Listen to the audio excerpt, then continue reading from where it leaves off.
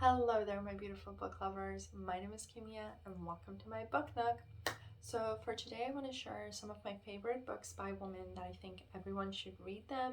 So I feel that if we want a better future, a future that everyone is truly equal in the sense, and that we live in an environment that is much more sustainable and greener, we all need to read these books. These are just a few of them.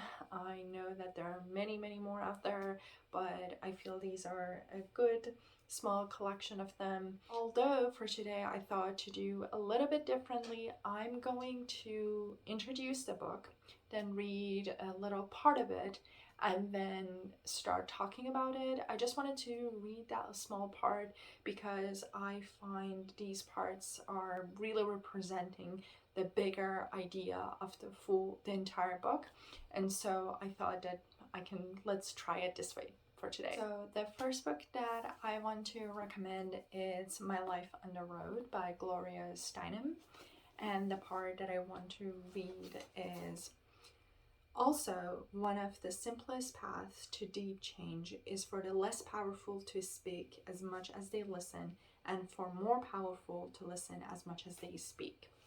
So Gloria Steinem is an activist, feminist, journalist. She's an icon. She really is a great role model.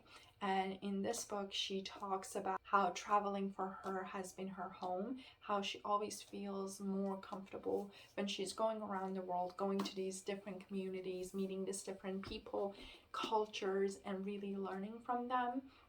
And then the first time that she traveled to India, she learned about this concept of talking circle, and she brought it back to United States during 1960s, 1970s, the women's movement that was happening. And the big idea of this whole concept is that how we should always try, if we're trying to have an actual discussion for a change, to let others talk, to not always be the person that go up stage and start present and show some points and then everybody claps and that's it, but instead to really have an open discussion, to really let people who are usually not represented to speak up and give them that freedom, give them that sense of security, that they feel comfortable to really talk about their issues.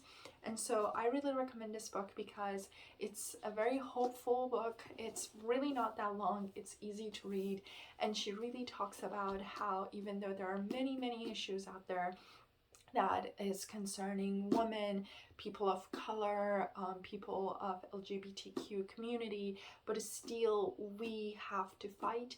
We have to form those communities, that sense of community, to all of us stand together and fight for a better future and for the change. The next book that I want to recommend is Bad Feminist by Roxana Gay. And for this book, it says that when feminism falls short of our expectation, we decide the problem is with feminism rather than with the flawed people who act in the name of the movement. So this book is a collection of essays, and they're divided into 5 different topics, and each topic has a bunch of different essays about. These topics cover from race, politics, pop culture, feminism, women's movement, and I found them very interesting. They are mostly very short, but very intriguing, and she really, as a woman of color, tries to represent that missing part when it comes to feminist movement sometimes, how so many of our issues that to us are very dear, we feel them every day, they are missing there, and there is that missing link. And what I really like about this book is that she really tries to point out, and that's the reason that she called the book Bad Feminist, that she rather to be a bad feminist than not a feminist at all. And I feel that's such an important message there, that as human beings, most of us, we really push for that perfection, and we are perfectionists and we want to achieve everything to the highest level possible. But we have to realize we have to make peace with this fact that we are human, we are flawed, and there are many things that as much as we want to be great at, we're still falling short, and that should not stop us, that should not make us to feel bad or sad or disappointed, but instead should just be the extra push to actually try to be better and not to give up fully. And so I highly recommend this book. The next book that I want to recommend, it's a classic, and that is A Room of One's Own by Virginia Woolf. And this book is just so great. So it says, it would be 1,000 pities if women wrote like men, or lived like men, or looked like men, for if two sexes are quite inadequate, considering the vastness and variety of the world, how should we manage with one only? So this book is a classic piece of feminist literature. It was actually a collection of essays that she presented to the University of Cambridge, that she eventually put it together in the form of a story. And this story is being told by this fictional character called Mary Bouton. And it's her journey to figure out why there are so many books written by men and not by women. And eventually she comes to this realization and this conclusion that women need a rooms of one own. They need the freedom for their time and their financial literacy to be able to be creative as men. And especially because this book was published in 1920s, and so back then women did not even have any right to their money, or anything that they were inherit would go to the first male relative. And so she's really pointing out that how it's the reason that there is less book, it's not because of the sense that women are not as creative or men are more creative. It's really about that the two sexes do not have the same amount of freedom. For many centuries, women were looked at as the caregiver. They always were busy with other things that they needed to do, so they couldn't, just like men, go sit in their studies and read and write. And so she's really focusing on how important it is for women to have that and be given that.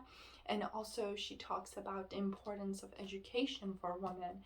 And it's very scary when you look that this book was published in 1920s, and it's been 100 years, and still there are women around the world that do not have the right to education, that their right has been taken away from them even recently. And so it really is sad that while we think that we had made progress, things happen, and you look at news and you see that you have been pushed back 100 years. And so that's the reason that I feel that it's very important to read this book. So the next book that I want to recommend, it's actually a fictional book, and it's another classic, and that is The Handmaid's Tale by Margaret Atwood.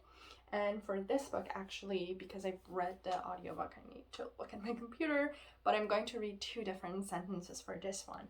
So the first is, ignoring isn't the same as ignorance. You have to work at it. And the next is that better never means better for everyone. It always means worse for some. So this book, it's a very interesting book. It's a very interesting story.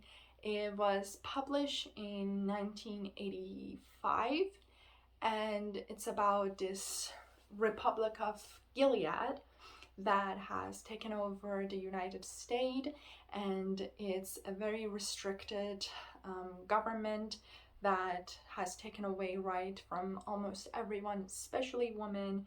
And because and there are this group of women who are fertile, and because of their ability, they are being gathered to this group called Handmaids, and they are given to the elite group of the government and the society to bear their children.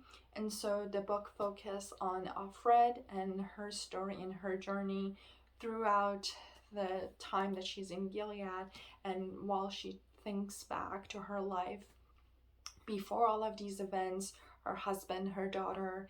And this book was I read it many years ago, but it's so interesting to see. When I was reading it the first time, I really read it as a piece of fiction, because to me, I was like, we as just the public are much more educated now compared to like 100 years ago, 200 years ago, and we are more conscious about people's right and what's wrong, and so we will never ever allow for things like this to even like anyone think about it to want to happen.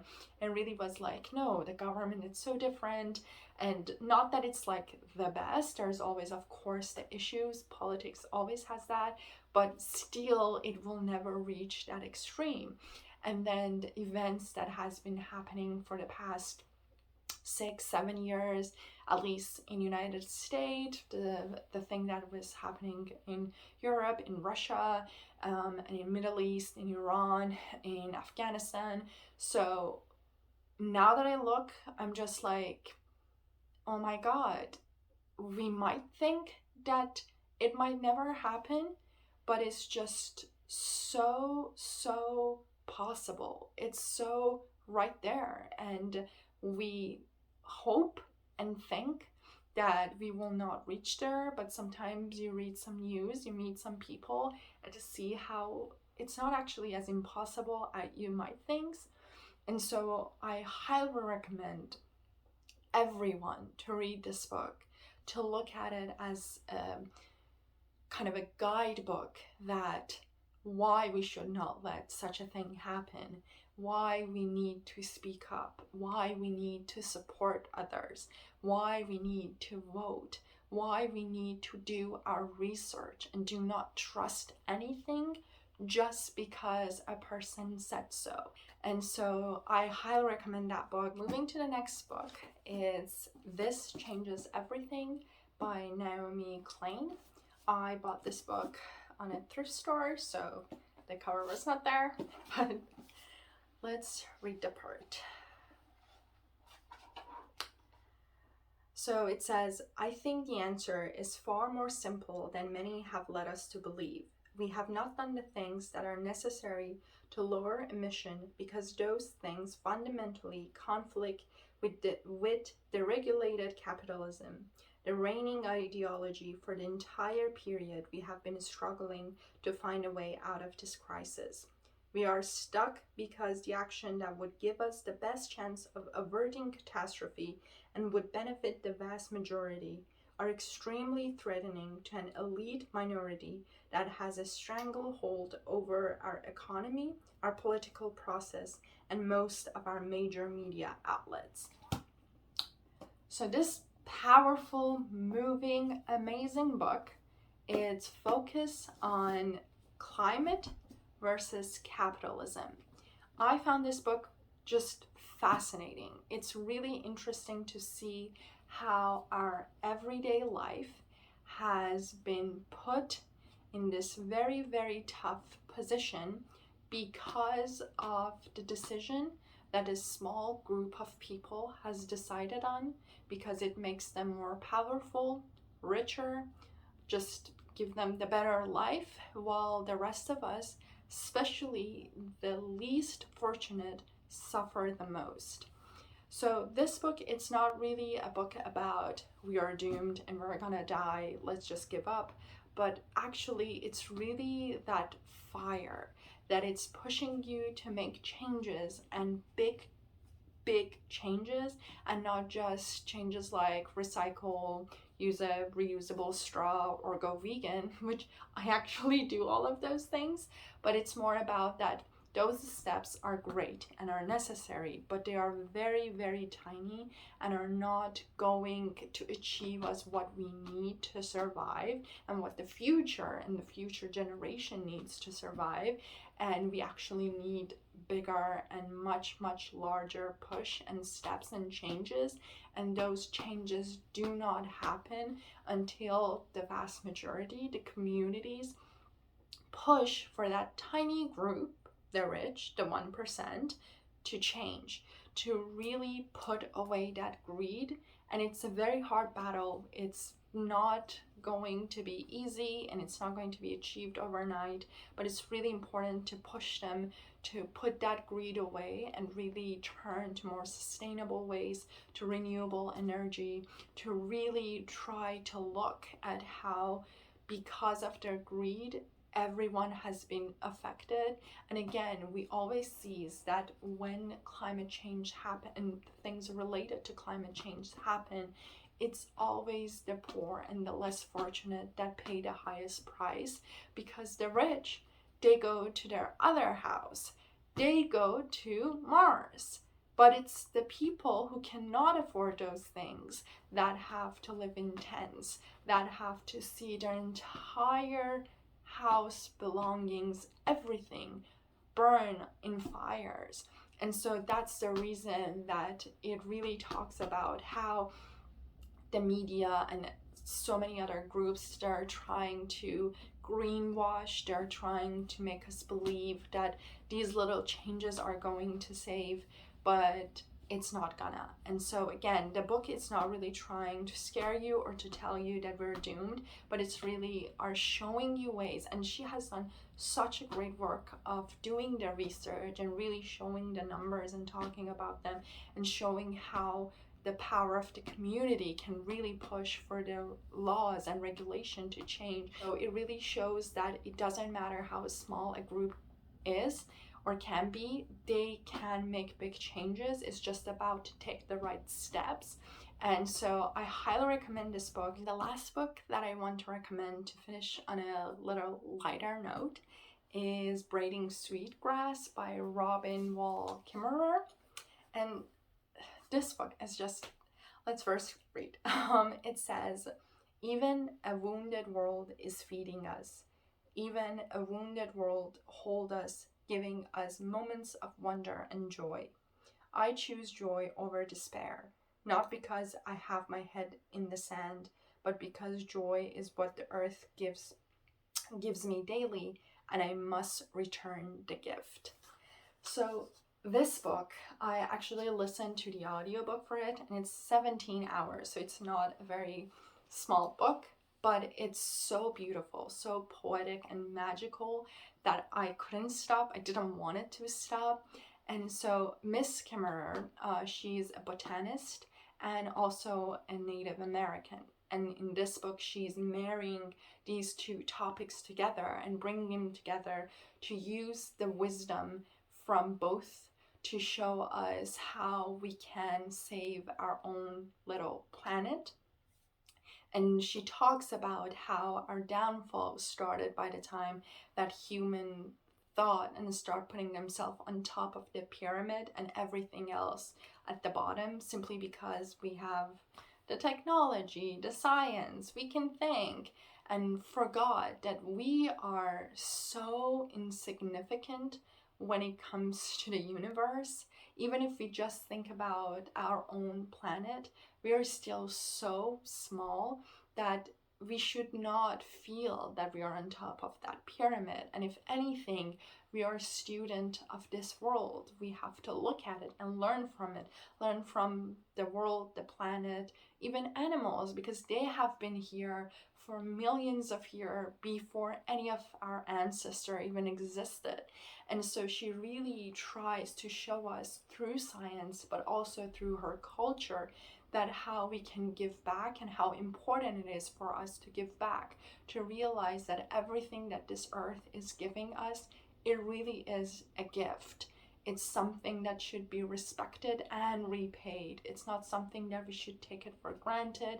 We should not think that all of these resources are limitless and we will have them forever. But instead, we have to realize that our livelihood depends on this planet. So we should treat it with that respect and we should really take care of it.